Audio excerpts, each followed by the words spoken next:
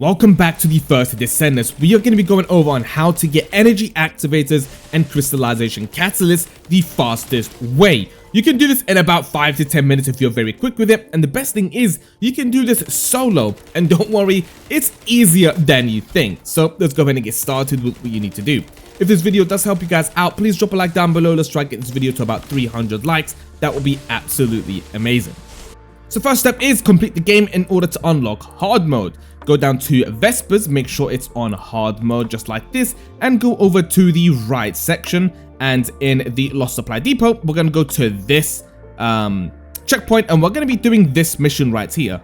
So what you want to do when we come here, you want to open the operation, and at the top your selected rewards, you have two different reward systems that you can go for. 7.6 will give you the crystallization catalyst reward system. Right there you can see 20% drop rate, and if you change it to 7.7 like this, you have the chance to get the energy activator blueprint.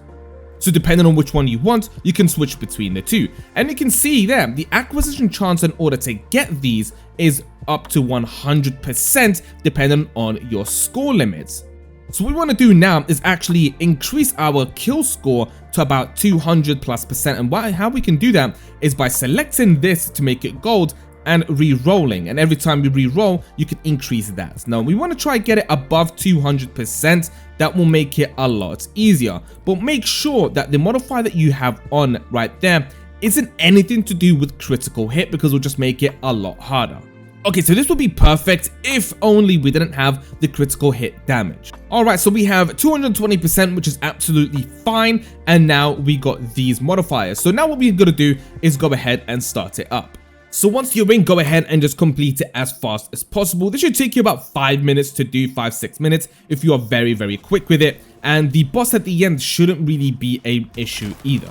Now for the boss, with the right setup, you can absolutely melt him. Right now that I'm using chill enhancements and just basically an all-round boss melting setup, and I can actually pretty much just kill him instantly without an issue. And I won't die because I'm running a tank bunny build. And there we go, the boss is dead, and we've got our rewards. There we go, the Amethyst material, we've got 2 of them, and yeah, that is pretty good. Now we can move over to the next step. So up next, we need to go ahead and do the Void Insect Battle on hard mode.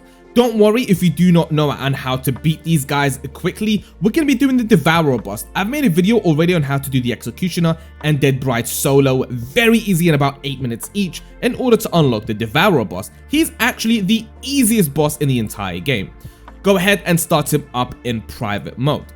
So if the video is out already on how to solo the Devourer boss that I've made, go ahead and watch that. If not, I'll explain it in this video anyway. So what we want to do is with the right setup and the right build for this boss. Again, I'll show that in the full video when I upload it. All you got to do is just stand under him and basically attack his knees and attack his shoulders, chest, then face. With the right setup, like I said, just run around and just shoot him. Don't worry about the ads. Kill him as quick as possible. I'll show you a bit of gameplay here on how I actually do it. It's going to be very easy. His leg will already be broken in just a couple of seconds here, and his shields are just about the same. So when he does this and he goes immune, don't worry about it. You can pretty much destroy these things with the right setup. Like I said, Electric does an insane amount of damage to these things, and if he does get his health back, don't panic. It's part of the boss fight. He is supposed to get his health back unless you're like an absolute insanity of a build and you can just destroy these instantly. Don't worry about it.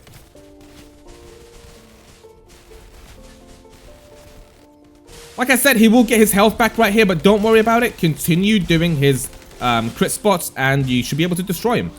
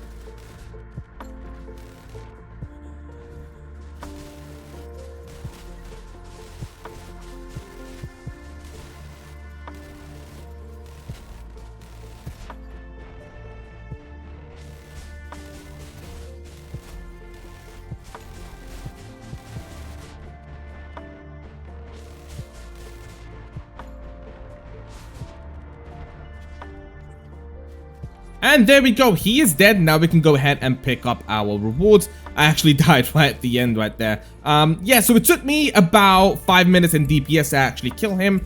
Yeah, so what we can do now is go ahead and use this. And we can use either one that we want. We can either use this to get the crystallization blueprint, or we can use this in order to get the energy activator. So we'll go ahead and use whichever one that you want. I'm going to go ahead and try get the crystallization catalyst, and no, I got the ultimate glaze stabilizer blueprint, which again is pretty damn good. I think that's actually the lowest percentage of chance to get. So that's pretty much it for this video. I'm going to quickly now just show you the build that I used to fight this boss and just give my final thoughts here. So the thunder cage is what I used. This is the setup on it, and these are my modules. Obviously he's going to take electrical damage, so that's what we want to put on here, and this is basically what I'm using. Now the tamer, I did switch to the tamer sometimes when I ran out of ammo. This is that, and these are my modules for this boss fight. So basically, the overall thing about these farms is the energy activators and the crystallization crystals take such a long time to farm. I'll quickly go down to Anais and show you exactly why it's so ridiculous. Now, a lot of people that play Warframe even said that some of the things in this game take way too long to farm, especially the waiting time once you've done all your farming, which could take hours and hours and hours, sometimes even days for some people if their, you know, luck isn't exactly on their side. For the crystallization catalyst, it takes 7 hours and 30 minutes, and if you don't want to spend caliber, it's going to take you this amount of time. And also for the energy activator, just wait until you see this, a day and 6 hours. That is insane. And to actually make this go down to 0, it costs like 1,000. It's insane. Okay, these things are absolutely ridiculous in order to not even just farm them, but just to get them on the waiting list is absolutely insane. So overall, so far what I think about the farm in this game, the farms are easy, especially with the brand new update they're going to be dropping in the latest tweet. They said that they're going to be changing the drop rates on some of the materials. So for example, the amorphous materials or the things inside of them, like the crystallization catalyst, the blueprint is 20%, or if we have a look at the other one right here, the energy activator is 6%, they're actually going to be increasing the drop rates for certain items because people have been complaining, and some of these things are so ridiculous in the chances and the percentage of their drop rates. It just makes farming in this game more of a headache than it is actually fun. I mean, if for example, the energy activator was about 30% drop rate, 40%, it will make me want to play the game a lot more, and it's not going to make me feel down about waiting. 6% is insane.